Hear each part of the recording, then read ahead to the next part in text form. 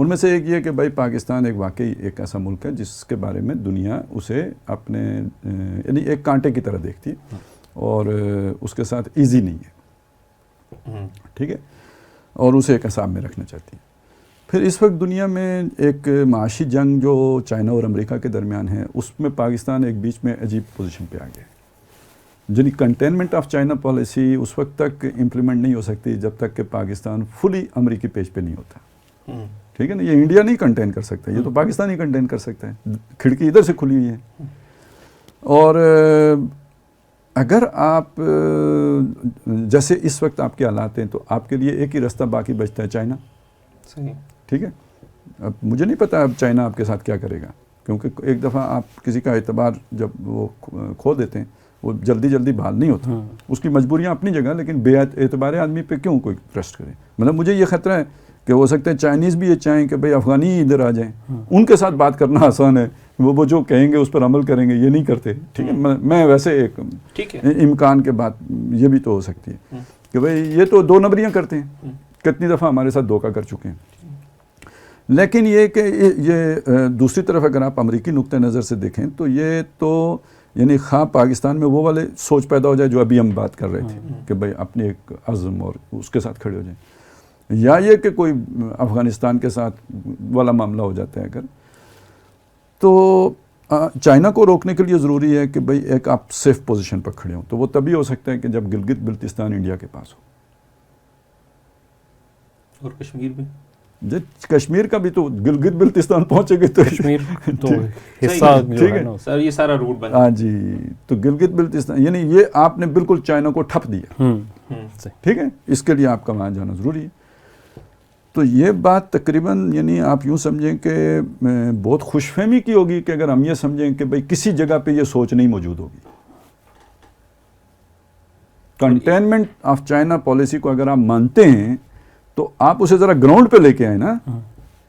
اور آپ اگر یہ چاہتے ہیں کہ بالکل یہ کھٹکا ہی ختم ہو جائے ہمیشہ کے لیے تو اس کے علاوہ کیا صورت ہے، ظاہر ہے، ٹھیک ہے۔ تو ایک تو یہ چیز ہے، دوسرا یہ ہے کہ دیکھیں ابھی جو مہتاب بھائی بات کر رہے تھے کہ وہ کس بنیاد پہ جیتتے ہیں، یہ ایک ذہنیت ہے اور یہ کوئی آج نہیں پیدا ہوئی ہے، یہ وہ ذہنیت ہے جس کو مسلم پبلک عوام جانتی تھی، یہ وہ ذہنیت ہے جس کو قائد اعظم نے بھانپا تھا،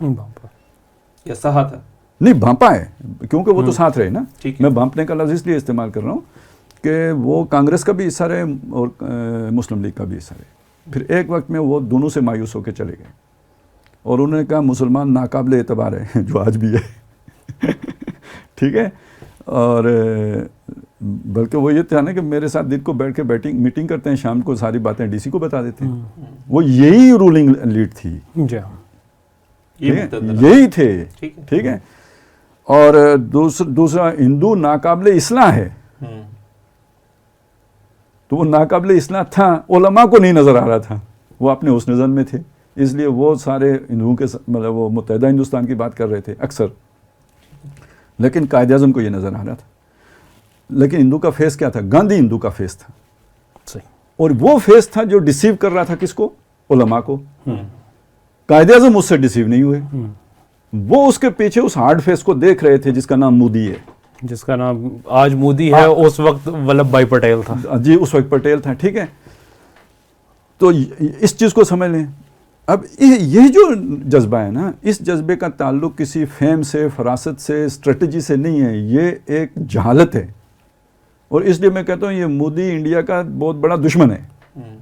ٹھیک ہے نا، کیونکہ اس جہالت کے ساتھ انڈیا بھی سروائیو نہیں کر سکتا ہے، لیکن اس سے پہلے اس نے آپ کی پھینٹی ضرور لگانی ہے، اس جذبے کا تقاضا یہ ہے، کیونکہ آپ نے یعنی ان کے عقیدے کے مطابق جو ہے نا دھرتی ماتا کے ٹکڑے کیے ہیں،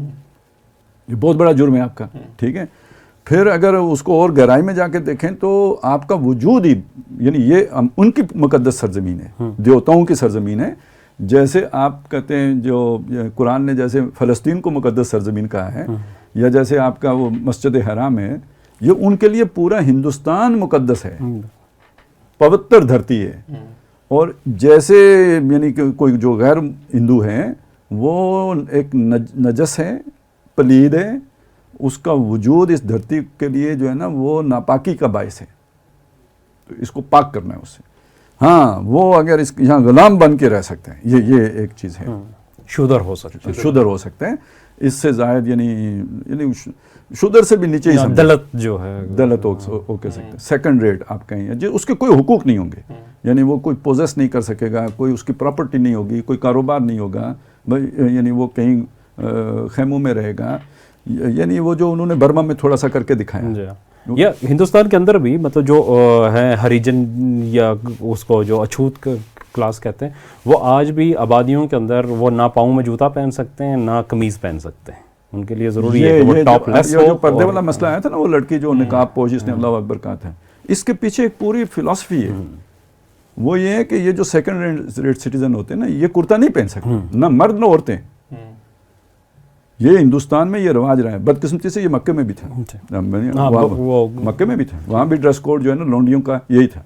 کہ وہ اپر پارٹ آف باڈی جو ہے نا وہ ڈھانک نہیں سکتے، یہ ذلیل کرنے کے لیے. یہ انگریز کے دور تک ہندوستان میں رہا ہے، یہ اس کی ریوائول چاہتے ہیں یار، وہ ذہنیت ہے، ٹھیک وہ ذہنیت ہے. اب اس ذہنیت کے ساتھ یہ کیسے آپ کا وجود برداشت کر سکتے ہیں، یعنی اس کے پیچھے وہ، اور یہ اب واپس اپنے فنڈامنٹلزم ان کے یہاں بھی واپس آ رہا ہے نا، جو اسی پہ تو کھڑے ہیں، اسی نفرت پر کھڑے ہیں. یہ جو وہاں گلی محلوں میں ہو رہا ہے، یہ ہے وہاں کی سوچ. اور ذرا وہاں کے میڈیا کو دیکھو، ہم تو بہت ہی یعنی سمجھتے ہیں کہ یار ہم کچھ بھی نہیں ہیں، لیکن ان کے میڈیا سے ہمارا میڈیا لاکھ درجے مہذب میڈیا ہے. وہ تو ایسے ہی چیخو پکار کر رہے ہوتے ہیں احمقوں کی طرح. کیوں؟ ان کی عوام یہی کچھ پسند کرتی ہے، بکتا یہی بکتا ہے، اور یہی لے کے اسی پر سوچ پر مودی حکمرانی کر رہا ہے. تو اب اگلے مرحلے میں اس نے اپنی عوام کو مطمئن کرنے کے لیے کچھ تو ایڈونچر کرنا ہے نا، کچھ تو دکھانا ہے نا عوام کو، اور آپ اسے لیٹی ہوئی پوزیشن میں جس میں کہ آپ ہیں، ٹھیک ہے نا، اس میں مل رہے ہیں. تو اب بھی اگر وہ کچھ نہ کرے تو بڑا نالائق ہے، سافٹ پنچنگ بیگ آپ بنے ہوئے ہیں، ٹھیک ہے نا. ابھی بھی اگر وہ کچھ نہیں کرتا تو پھر تو 2 سال کے بعد ہم بھی کہیں گے یار ہمارا ہی ایجنٹ تھا. ٹھیک ہے نا، ہم کہہ سکتے ہیں کہ اس نے ایک بڑے طریقے سے وہ جو ہندو مت کے وہ جو تھا نا، اس کو سٹیم آؤٹ کیا اور ان کو کرنے بھی کچھ نہیں دیے. یہ تو اوپر جا کے وہ جیسے مزدور تحریک نہیں ہوتی، جو فیکٹری کا جو ہوتا ہے نا مالک، تو وہ جب مزدور کوئی احتجاج کرتے ہیں تو وہ اپنے ہی بندے کو لیڈر بنا دیتے ہیں. تو وہ آہستہ آہستہ مزدوروں کی اس جوش کو ٹھنڈا کر کے تو پھر ان کو کنارے لگا دیتے ہیں. اندر خانے مزدور اور وہ جو ہے نا مالک ملے ہوئے ہوتے ہیں. تو پھر ہم یہ کہنے کی پوزیشن میں اگر ابھی بھی وہ کچھ نہ کرے تو میں تو اس بنیاد پہ کہتا ہوں کہ انڈیا یعنی نہیں چھوڑے گا آپ کو. یہ یعنی جو لوگ بھی وہ جو تھریٹ انالیسز آپ کرتے ہیں نا، تو ابھی آپ کس پوزیشن میں، آپ کی معیشت بیٹھ چکی ہے، آپ تنخواہوں دینے کی شاید پوزیشن میں نہ رہیں، عوام آپ سے ڈسکنیکٹ ہو چکی ہوئی ہے. ویسے بھی عوام سے محبت تو آپ نے کی نہیں کبھی کہ جواب میں آپ کو محبت ملتی رہی، پھر بھی ملتی رہی کہ آپ وطن پر مرتے ہیں، ٹھیک ہے نا. لیکن جو پہلے پیپل پارٹی آپ سے متنفر ہوئی کہ آپ نے بھٹو کو پسند کیا، پھر نون لیگ ہو گئی جو پرویز مشرف نے کیا، اس کے بعد جو سب سے بڑا آپ کے سپورٹس میں تھے وہ مذہبی طبقہ تھا، اس کی جو آپ نے امریکہ سے ڈالر لے کے تو چمڑی اتاری ہے. اس کے بعد سب سے بڑی نفرت ان کے اندر پیدا وہاں ٹی ٹی پی پیدا ہو گئی، ٹھیک ہے. باقی جو نیشنلسٹ تھے وہ تو کبھی آپ کے ہوئے نہیں. لبرلز کو آپ نے سمجھا کہ یہ ان کو تو نظریہ پاکستان سے کیا محبت ہو سکتی ہے، اور آپ نظریہ پاکستان لے کے چلیں گے تو وہ آپ سے کیوں محبت کریں گے، ٹھیک ہے. وہ تو پھر آپ وہ کیا آسمہ جہانگیر کانفرنس کا رنگ دیکھ لیں، ٹھیک ہے نا. تو اب آپ کے لیے بچا کیا ہے؟ ایک پی ٹی آئی بنائی تھی آپ نے، تو اس وقت جو اس نے آپ کو چھٹی کا دودھ یاد کروایا ہے نا، یہ تو کسی نے بھی نہیں کروایا. تو اب اگر اس اور اوپر سے عوام کے اوپر یہ مہنگائی کا پہاڑ گر رہا ہے، اس حالت میں اگر جنگ مسلط ہوتی ہے تو یہ تو بالکل وہ بنگلہ دیش والی صورتحال ہو جائے گی. چلیں مکتی بانی نہیں ہوں گی زیادہ سے زیادہ، لیکن کیا پتہ ٹی ٹی پی مکتی بانی کا رول ادا کرنا شروع کر دے، یہ بلوچستان والے کرنا شروع کر دیں، ٹھیک ہے نا. اور اگلی بات یہ ہے کہ عوام ڈسکنیکٹ ہو جائے، کیونکہ عوام کے لیے کیا، ان کو ادھر بھی بھوک ہے ادھر بھی بھوک ہے.